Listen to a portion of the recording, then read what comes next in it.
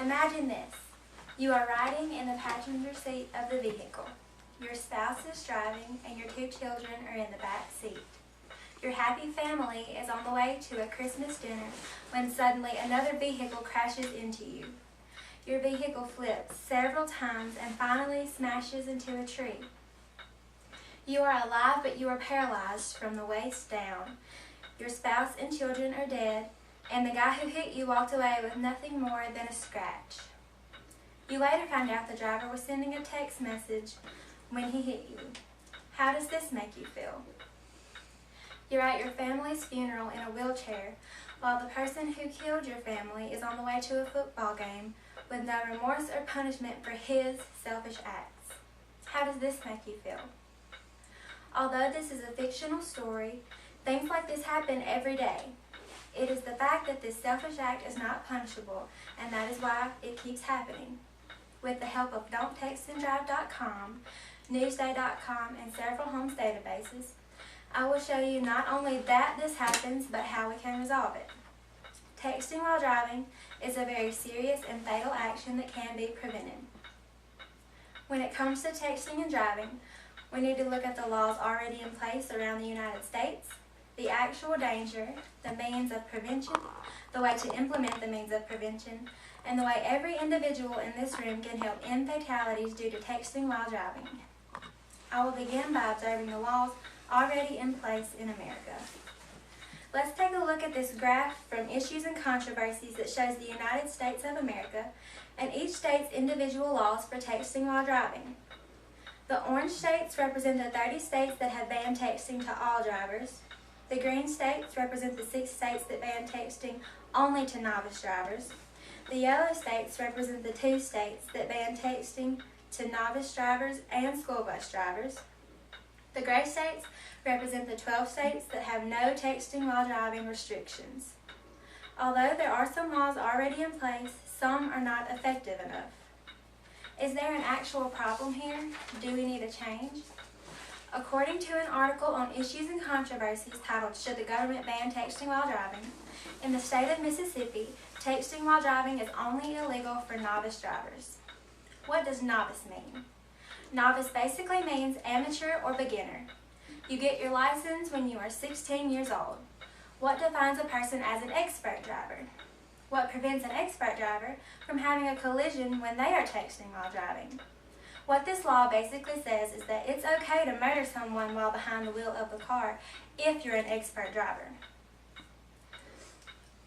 Delatha Ricks reports on an article titled "Study, Texting While Driving Now a Leading Cause of Death for Teen Drivers," that over 2,700 teens die each year due to texting while driving related accidents, and that's just the teens.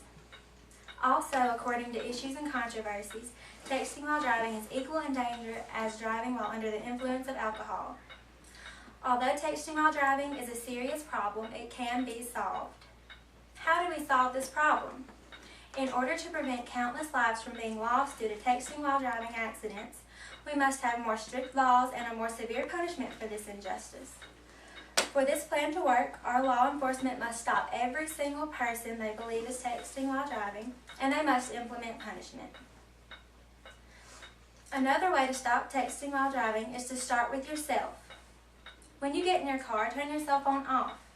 If you feel it is absolutely necessary to keep your phone on, hide it from yourself. Out of sight, out of mind. If your phone rings and you feel like you have to answer it, it can wait long enough for you to pull over. This plan will definitely solve the problem, but it has to be put into action by the people of America. What will our country look like if this plan is not implemented? To most of you, texting while driving is a problem, but it has not affected you directly. Put yourself in the shoes of Ashley Jones's family. According to an article titled "Why It Matters" on don'ttextanddrive.com, Ashley Jones was responding to a text message when she drove into the other lane and hit a box truck head-on. Because of this careless act, her family no longer has their beloved sister, daughter, and friend. I don't know about you, but I would be absolutely devastated if that was my sister. Knowing that that death was preventable is what hurts the most. If something is not done about the issue of texting while driving, there will be countless Ashley Jones families, not only in Mississippi, but across the whole nation. In order for the plan to be implemented successfully, it will take every individual in the United States of America. How can you make a change? The first step to solving this problem is to inform everyone you know of the dangers of texting while driving. If you tell 10 people and those 10 people tell 10 more people, that would be 110 people who are now informed of the dangers of texting while driving. Before you know it, thousands of people will know about the dangers because of you. We must also inform the younger generations of the dangers before the opportunity comes available to them to make the fatal mistake of texting while driving.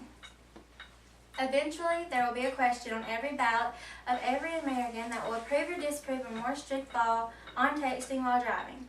I want to encourage each of you to vote to approve the law. As I close today, I would like to remind you of the laws already in place around the states, the dangers of texting while driving, the ways we can solve texting while driving, the images of how things will be done if something is not done, the way you can help solve the problem of texting while driving.